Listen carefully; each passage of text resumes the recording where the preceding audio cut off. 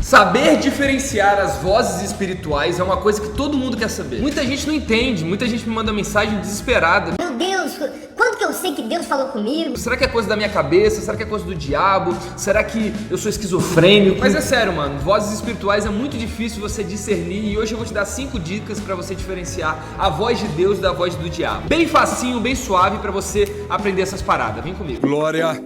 Mas antes, e aí, mano, tudo bem? Se você não me conhece, meu nome é Tarcísio Salomão Filho e seja bem-vindo para o canal mais abençoado de São Paulo. Galera, não se esquece, por favor, de se inscrever nesse vídeo, porque eu sei que quem se inscrever vai saber diferenciar exatamente a voz de Deus da voz do diabo, beleza? E curte esse vídeo também para você me ajudar a eu postar mais vídeos nesse canal. Show? Tamo junto, vamos lá. A primeira coisa que você tem que entender é que dificilmente essa voz que vocês chamam espiritual, dificilmente vai ser uma voz. Às vezes é, tá ligado? Muita gente escuta a voz de Deus clarificada na sua cabeça, mas às vezes não, às vezes a voz de Deus é uma intenção, entendeu? Às vezes a voz de Deus é um sentimento, às vezes a voz de Deus é um discernimento no espírito que você tem para fazer alguma coisa. Então fica calmo. Muita gente fala, eu nunca escutei Deus, eu não sei a voz de Deus. Calma, eu talvez não, eu talvez também nunca escutei a voz de Deus clara no meu ouvido, tá ligado? Mas eu sinto a sua presença, eu sinto o seu amor. Mais importante do que querer ouvir a voz de Deus é você saber ter discernimento no espírito. Um dia eu faço um vídeo só sobre discernimento no espírito para vocês aprenderem isso. Hoje eu quero focar na voz de Deus e na voz do diabo, mas eu quero que você entenda isso primeiro. Primeiro, que talvez a voz não seja uma voz falada de uma pessoa. Oi, tudo bem? Eu sou Deus. Eita, e aí Deus? Meu Deus do céu. Talvez não seja isso. E segundo, uma coisa que você tem que entender também, que não só Deus, nem só o diabo fala com você, tá? Às vezes a voz que você está escutando pode ser você mesmo, pode ser o seu próprio corpo, pode ser a sua alma, ou seja, tem uma porrada de coisa. Mas vamos focar primeiro na voz de Deus e na voz do diabo, porque isso vai ajudar você bastante. Bora. A primeira maneira de diferenciar, e essa é muito boa, essa até Jesus usou, é entendendo se essa voz reforça a sua identidade em Deus ou se ela quebra a sua identidade em Deus. Por exemplo, no Evangelho de Mateus dá pra perceber isso direitinho. No Evangelho de Mateus, capítulo 3, versículo 13, mostra o batismo de Jesus. E aconteceu uma coisa bem bonita no batismo de Jesus, que Deus apareceu no batismo. Vê que louco. Quando Jesus se batizou, uma pomba, eu tô lendo aqui. Versículo 16, batizado Jesus saiu logo da água e eis que se abriram os céus e viu o Espírito Santo descer como uma pomba, vindo sobre ele. E eis que uma voz do céu que dizia, este é meu filho amado, em quem eu me comprazo, em quem eu me alegro. E o que aconteceu aqui? Deus estava definindo a identidade de Jesus antes de Jesus começar o seu ministério. Isso é muito louco. Mostrando que Deus nos ama não pelo que a gente faz, mas porque Ele é amor. Mesmo antes de fazer milagre, de ser crucificado, de pregar o evangelho, Jesus já era amado por Deus. E por se sentir amado, Ele começou a fazer. A gente tem que entender que a gente faz o que faz. Eu prego o evangelho e vivo essa vida não para conseguir o amor de Deus,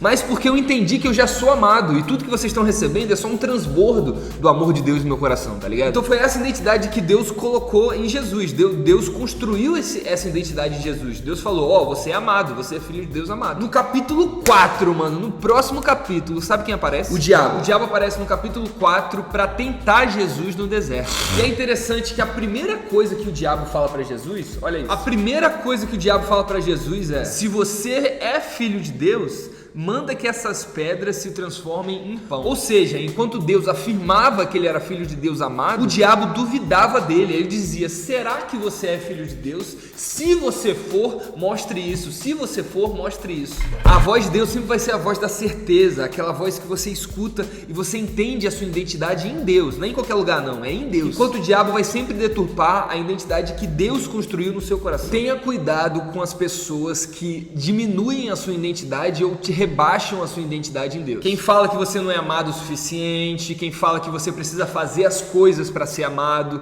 quem fala que você tem que barganhar com Deus, dá esse dízimo aqui, que aí Deus vai te amar, que aí Deus vai te abençoar. O que não acontece em lugar nenhum. A Abraão, por exemplo, foi feito uma bênção sem pagar nenhum dízimo. Você não precisa dar nada para Deus para ele te amar ou para ele te abençoar, até porque Deus já tem tudo, Deus já é o dono de tudo, e tudo que você der a ele não soma nada. Nós somos amados de Deus, nós somos filhos amados de Deus. E toda voz que rebate ou é contra isso, com certeza é a voz do diabo, ou é a voz de alguém falando em nome dele. Pesado. Segundo jeito, o diabo não vai te pedir pra fazer uma coisa boa. É lógico, mano.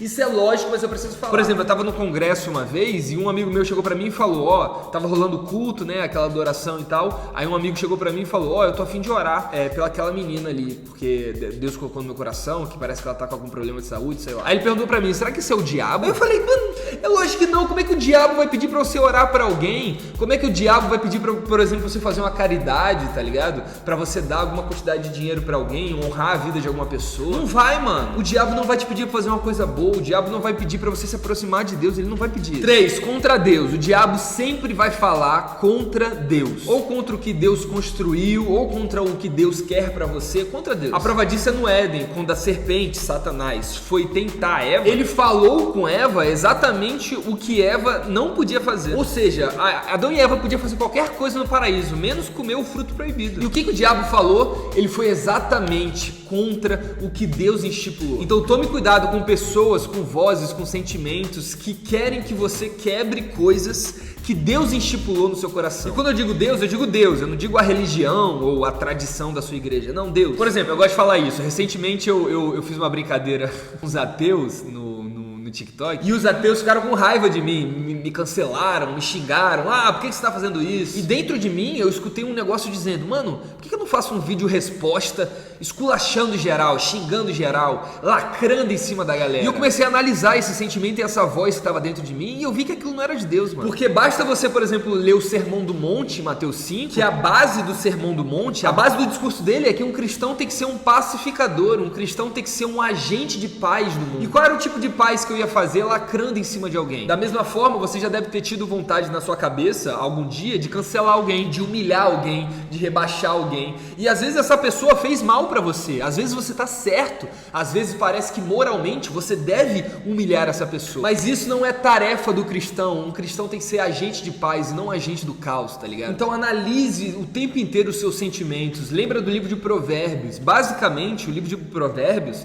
fala que a pessoa sábia, a pessoa que tem sabedoria, é aquela que não é movido por impulsos, é aquela que a todo momento tá se analisando, meu Deus, por que eu tô com esse sentimento? O que eu vou ganhar fazendo isso? Então analise os seus sentimentos, não seja tomado por emoções e por impulsos, porque nisso não há sabedoria. 4, deturpa a palavra. O diabo sempre vai deturpar a palavra de Deus. O diabo sempre vai pegar versículos fora de contextos, ou vai tentar menosprezar a própria autoridade da palavra. Por isso, tome cuidado quando o seu líder espiritual falar, sei lá, menosprezar a autoridade da palavra de Deus, que é a Bíblia. A Bíblia é a palavra de Deus, e muita gente, infelizmente mal intencionada, vem querendo tirar a autoridade da palavra. Mas deixa eu dar um exemplo de como que o diabo faz isso. Olha que doideiro o que o diabo falou para Jesus em Mateus 4 de novo. A segunda tentação do diabo foi usar um versículo da Bíblia para tentar fazer Jesus pecar. Mano, olha isso. Ele chegou para Jesus e falou assim: então o diabo levou Jesus à cidade santa, colocou sobre o pináculo do templo, que era um lugar bem alto, e lhe disse: se és filho de Deus, atira-te abaixo,